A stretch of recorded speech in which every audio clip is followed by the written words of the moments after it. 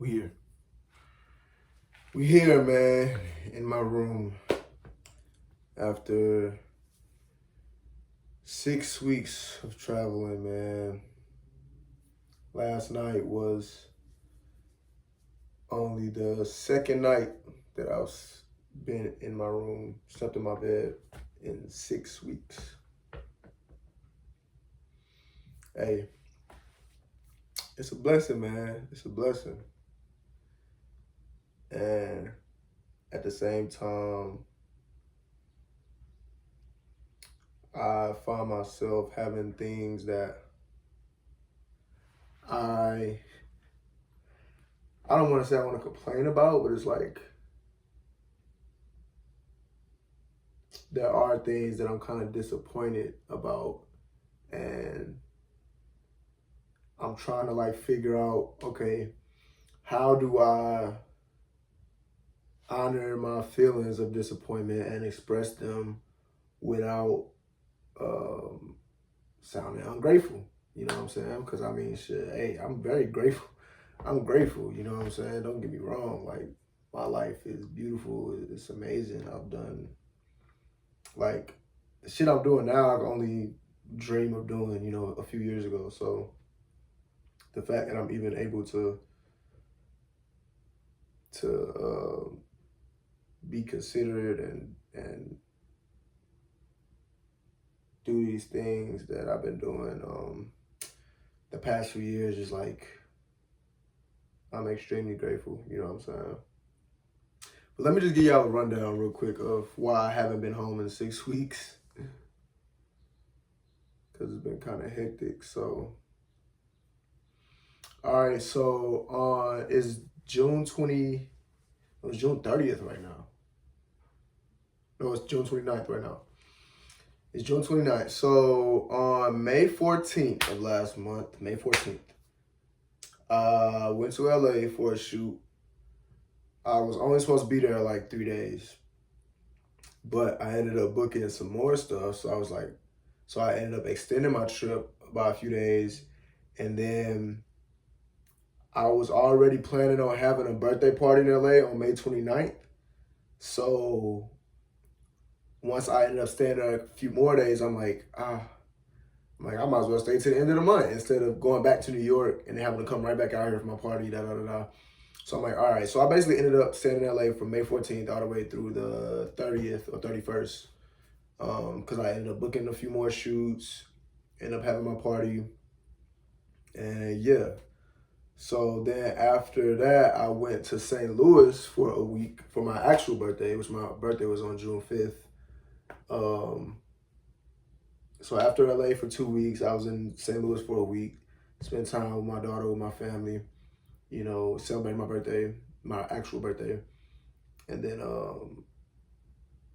had to go back to LA for a 3-day shoot. So I was in LA until after coming back from St. Louis. I think I came back from St. Louis on like the 8th or the 9th. I was in LA till the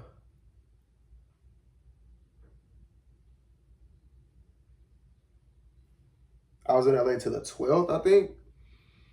And then I ended up coming back. So I came back to New York finally. And so I was only going to end up being in New York for a day so I came back to New York on Saturday morning.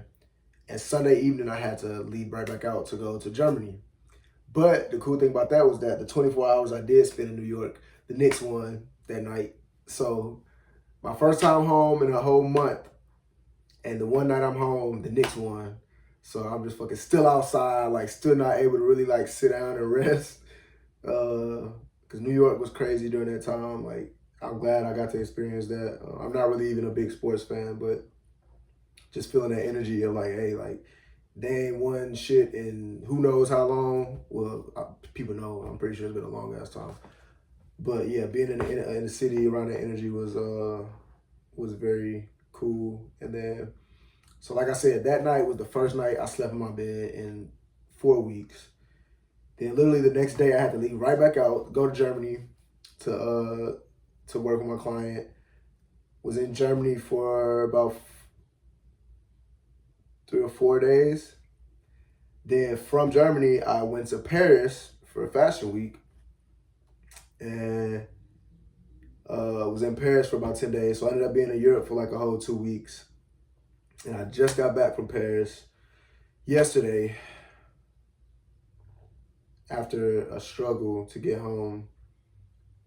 They tried to keep me in Paris, man. They tried to, yeah, it's a long story. I'll tell y'all later. But anyway, so basically after 6 weeks, I'm finally back in New York and finally able to like decompress and get back to my routine. I did my meal prep last night. I went up on the rooftop and meditated. Yeah, so it's been hectic, you know. It's been hectic, and I think at first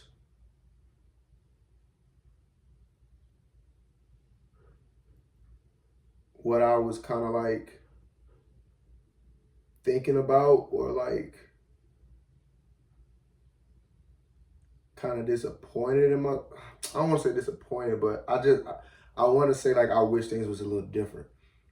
Cause it's like this is like the weird thing about it, cause it's like I feel like I'm complaining about shit when it's like really like a blessing, you know what I'm saying? But basically, the time that I spent in LA, you know, when I go back to LA, unless my client like books my hotel or whatever, just basically like hit up homies and you know see if I could crash at their crib for a few nights while I'm there. So since I ended up being there for 2 weeks, I'm like, okay, I don't want to like overextend my welcome at anybody's spot. So I kind of like split up my time between like the homies' cribs. So I'm like, all right, I stayed at this homie crib for a few days, stayed at my other homie crib for a few days, stayed at my other homie crib for a few days. And I don't know, it just felt kind of weird because I'm like, fuck, bro, like, I don't want to be like sleeping on niggas' couches, like taking up their space. You know what I'm saying? Like, even though like I'm grateful for that, it's a blessing to have friends that you can you know call and go stay at their crib for a minute. But it's like I was still like, damn, like I guess I was kind of feeling like a burden almost. You know what I'm saying? And that was like the first instance where I was like, okay, like I should be able to like have my own place to stay, you know, or be able to like get a hotel or da da da whatever. You know what I'm saying? And so that was like the first thing that I was kind of like struggling with a little bit. And then, you know, even when I go back to St. Louis, it's like sleeping on my mom's couch. It's like, hey, I'm grateful. I'm grateful to even have somewhere to sleep. I know shit, because some people, you know, if they don't got nowhere to go, they fucked up. They don't got nowhere to go. You know what I'm saying? So I'm grateful for those opportunities, but it's still like, damn, like I wish I could just, you know, get a fucking Airbnb or get a hotel. You know what I'm saying? Whatever.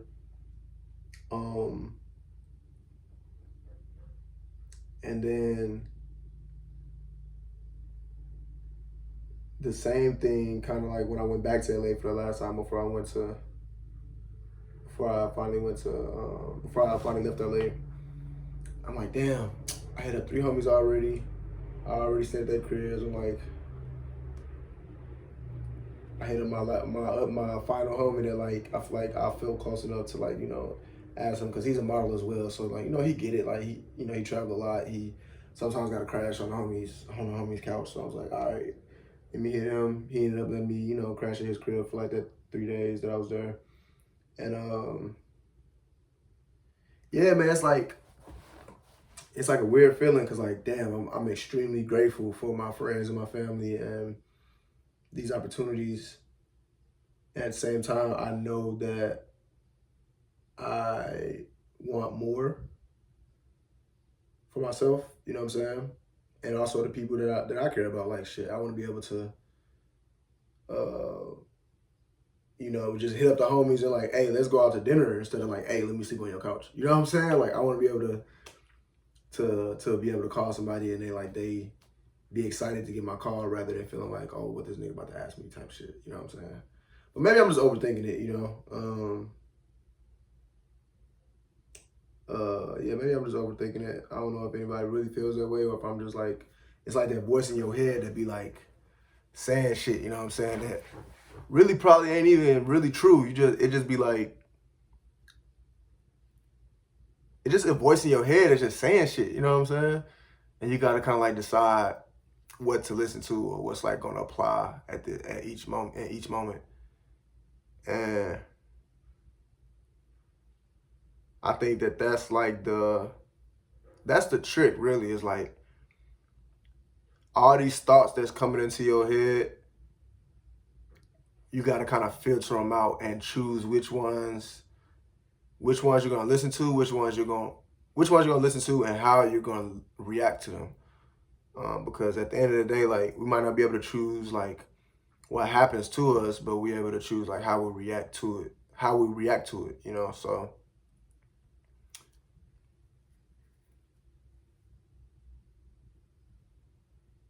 and that's really like why I got this tattoo on my head. I don't know if you can really tell what it is, but it's a knight holding a sword inside this shield type thing. And I think that that's kind of a representation of me protecting my mind from all unwanted or unproductive or non-beneficial thoughts. You know what I'm saying? It's kind of like I just picture this knight or this armor like around my mind, just, and all the negative thoughts just like bouncing off of it or like getting repelled.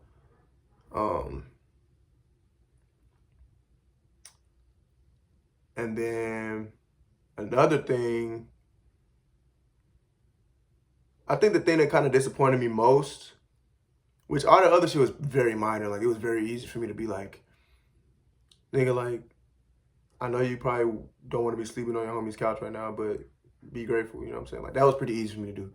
But I think the thing that was kind of a bit harder was me going to Paris, and this time I didn't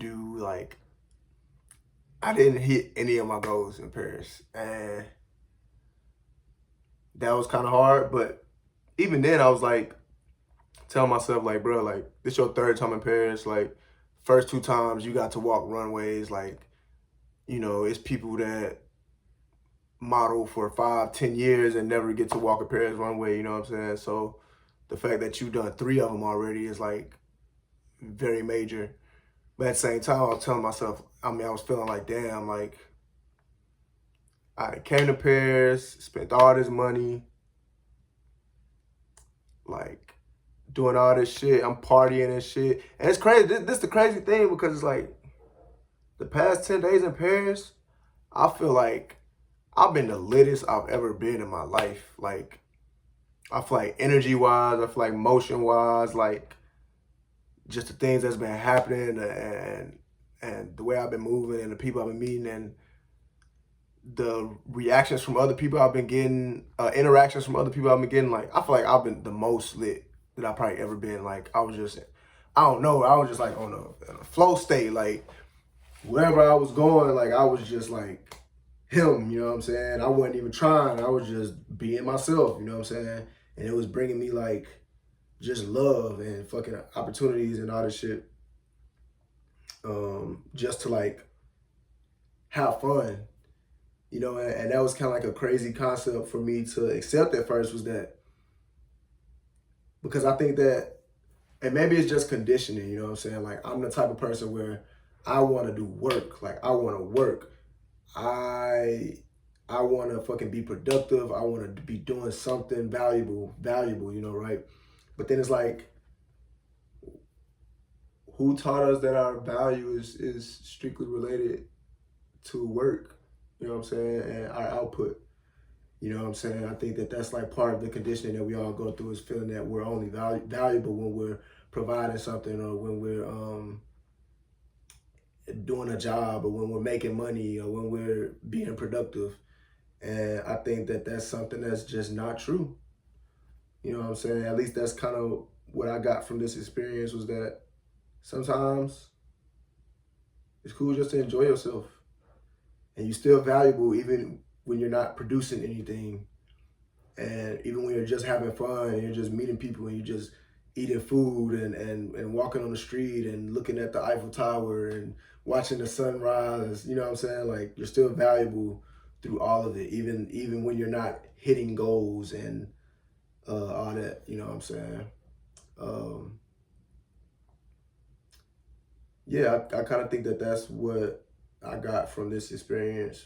Because at first I was like, damn, like I'm out partying and shit. I'm just having fun and I'm not even working. Like I'm not doing none of my goals. I'm not reaching none of my goals.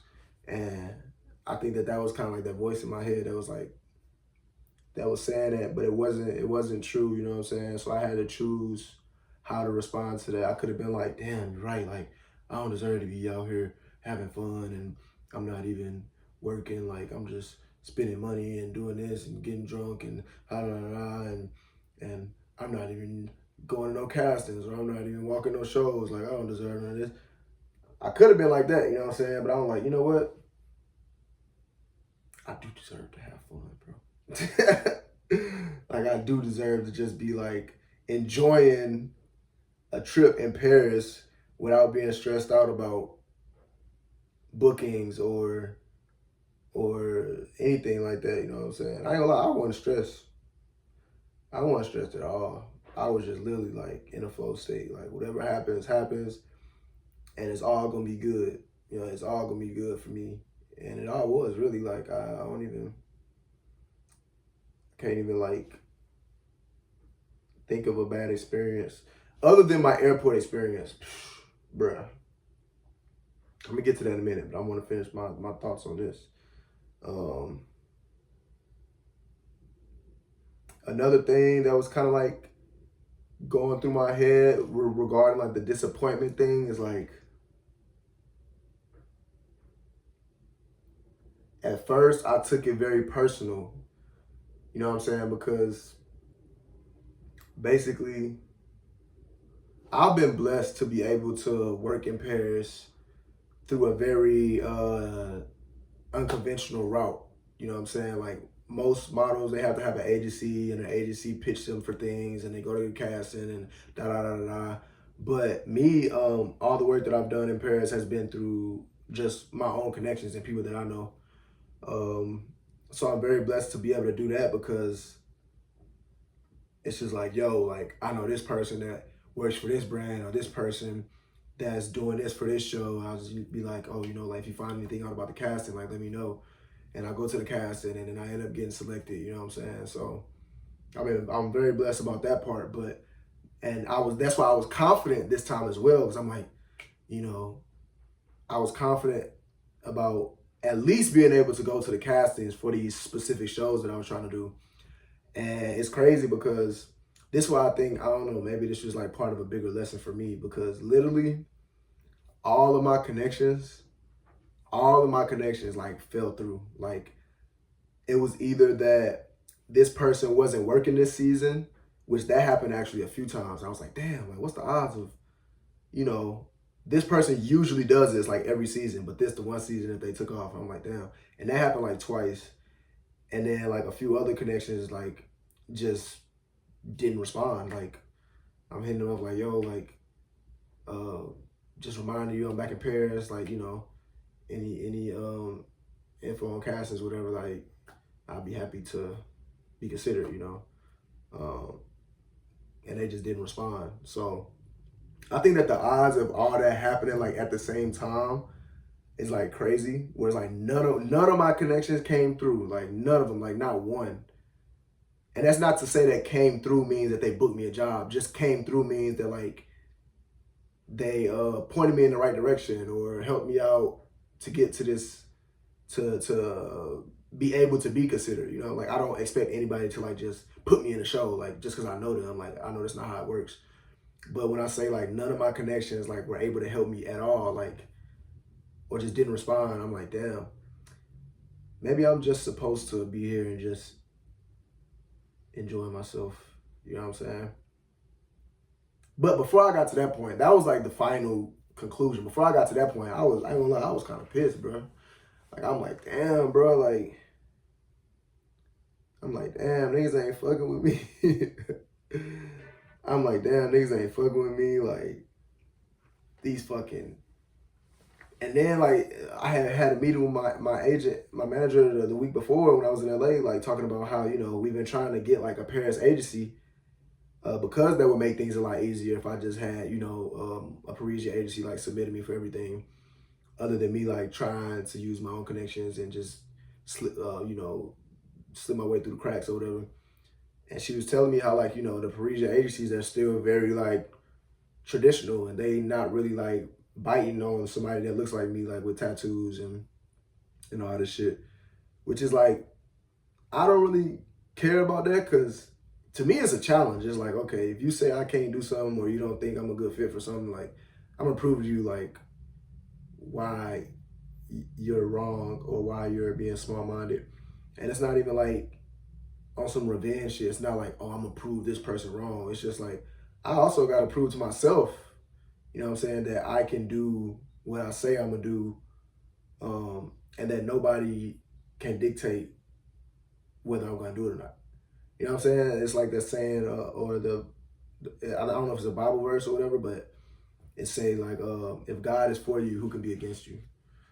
You know what I'm saying? So I don't really take anybody's personal opinions about what I'm trying to do or anybody's rejection. I don't really take it personal, because I know that I'm gonna still do what I set out to do, you know, and I'm gonna fulfill my purpose, which I think that my purpose, in regard to this specific area of my life, which is modeling and, you know, trying to break into the high fashion, the Paris, Milan, fashion weeks, all that shit, is to just break the barriers, bro. Because it's like, bro,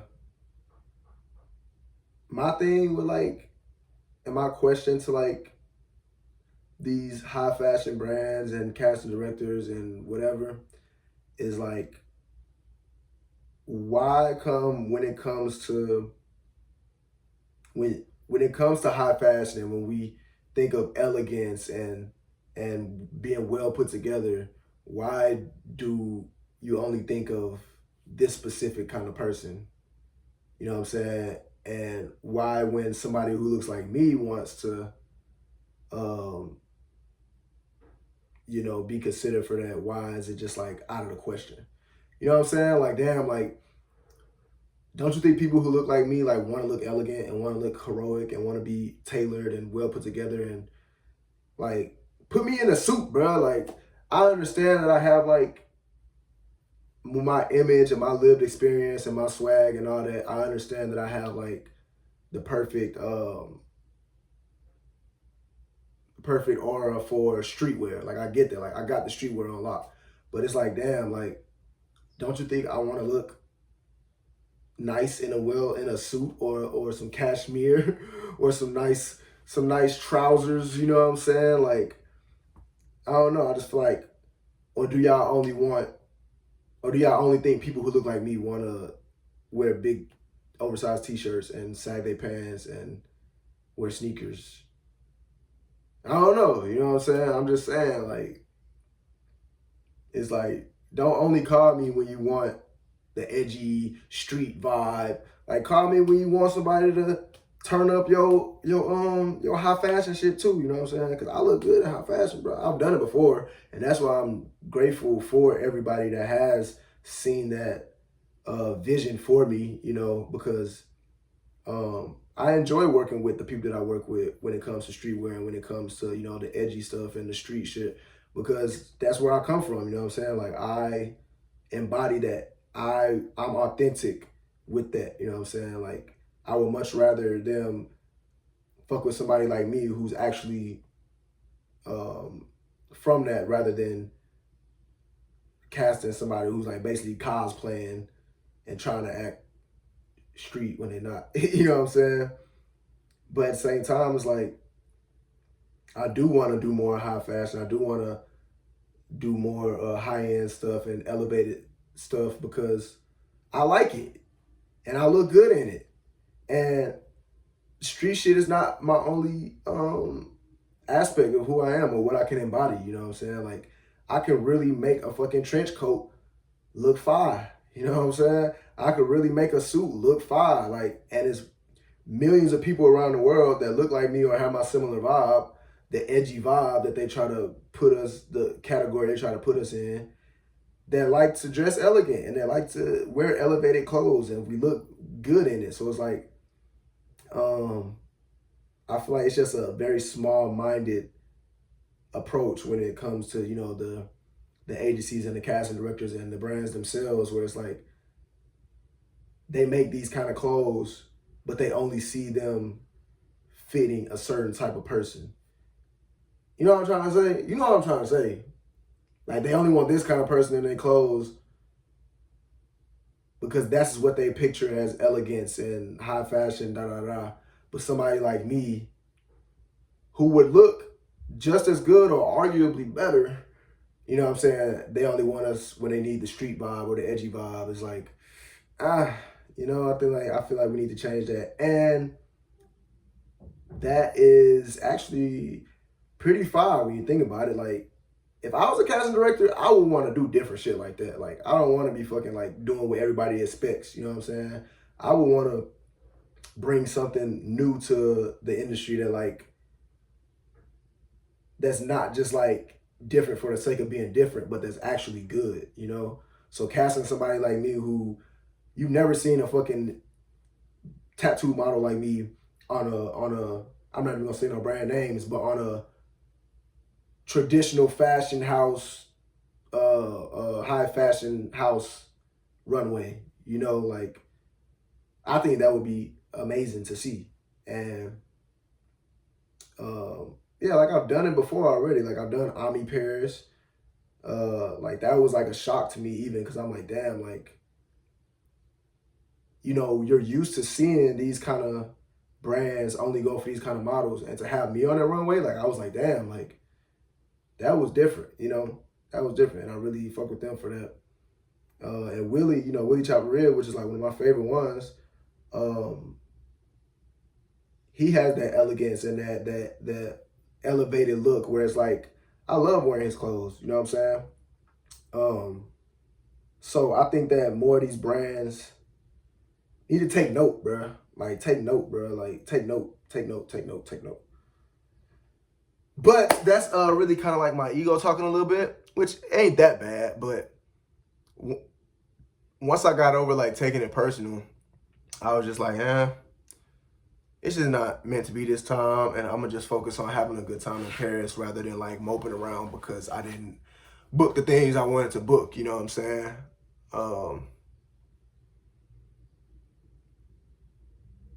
So I think that that's the trick too, is that when it comes to like disappointment, right?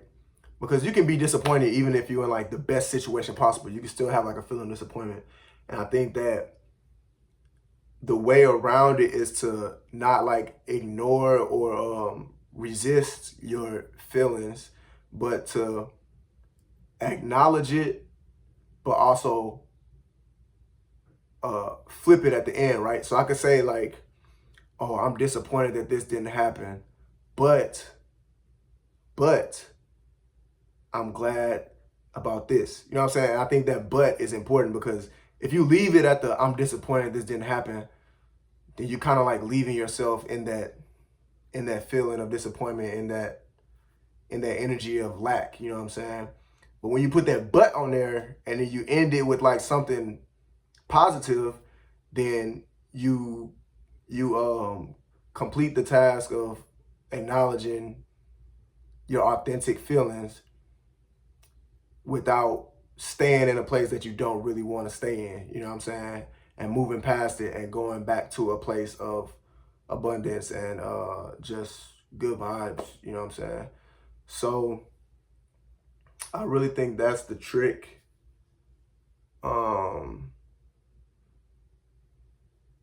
Perfect example, right? The airport shit. I finally got around to it. Bro, I got to the airport, bro, and they told me that they canceled my ticket, bro, home. Because basically what happened was when I booked my flight to Paris, I booked my flight as a round trip from New York to Paris. And then literally like 2 days later, my German client hit me up to come to Germany for a few days before Paris. So basically what happened was I didn't end up taking my original flight from New York to Paris because I ended up coming to Paris from Germany. And I didn't know that when you book a round trip, if you miss your first flight, they automatically cancel your second flight, your return flight. I just thought like, okay, I'm just not gonna take the first flight and I'm gonna just take the return flight. Like, it's still gonna be there. And also, they never updated me on anything. They never sent me they never communicated that they canceled my flight. They never sent me an update. They never sent me no email, no notification, nothing. And they was even telling me to check in for my flight. Like, the day before I was supposed to leave, they was like, hey, reminder to check in for your flight. So I'm checking in and all that shit. And, you know, like, I just thought it was all good. Then I get to the airport and they talking about, oh, you gotta, your flight, since you didn't take your outbound flight, you gotta pay $500 or just book a new flight for $2,000. And I was like, bruh. I'm like, bruh, y'all got me fucked up, bro.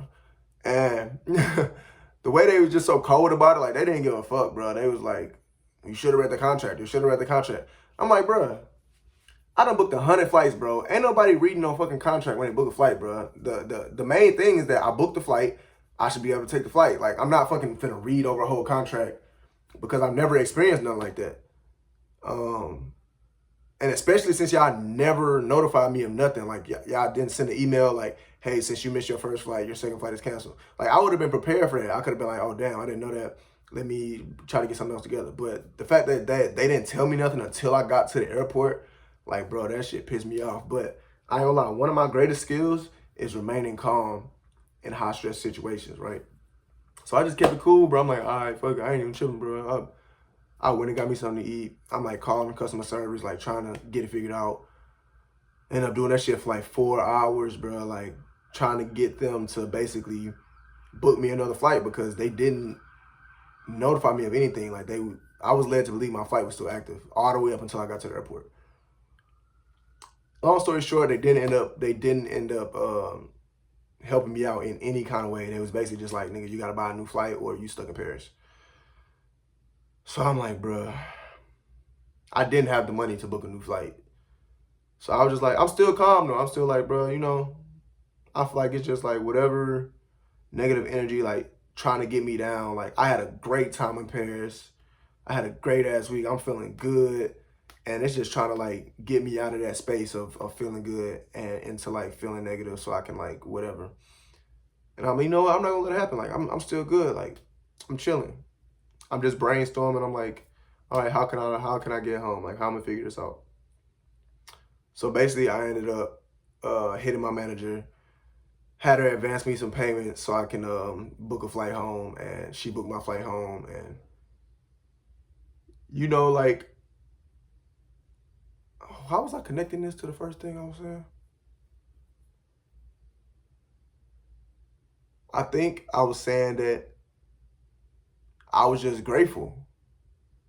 Like, I could have been like, fuck, man, like, I'm stuck in Paris. Like, I had to pay an extra $1,000 just to get home and da da da da. Like, I really could have just let that eat me up and like make me angry and make me bitter and all this shit, which it did for a little second. Cause I'm like, man, these motherfuckers straight played me, bro. Like, and straight didn't give a fuck about it.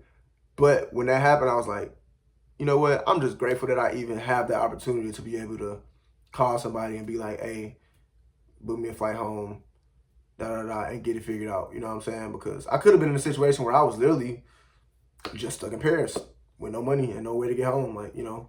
But God still made a way for me to get home, and I'm grateful for that I'm more grateful for that than I am angry at the fact that I had to spend all that time in the airport and come out of extra money. Like, you know, I'm more grateful. And that's the thing I'm talking about, is like choosing how you react to your thoughts, you know what I'm saying?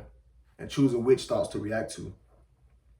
But yeah, man, shit, after all that, past 6 weeks, been hectic, but I'm back in New York. I had a great sleep last night, the best sleep I done had in 6 weeks. And it's still the morning time. I think it's only still like 10 a.m. Like, I done did a lot this morning already. And now I'm finna go hit the garment district, get some fabric, because I got some orders to ship out. I know I got some customers that's mad at me. But you know, it's all good, man. We're gonna get it together. We're gonna figure this shit out to make this shit run more smoothly. And yeah, that's my yap session for today. So I hope y'all got something out of it. And if you didn't get nothing out of it, at least you enjoyed me talking about the shit I've been talking about. All right, man. I'm finna go on about my day, and yeah, only way is up.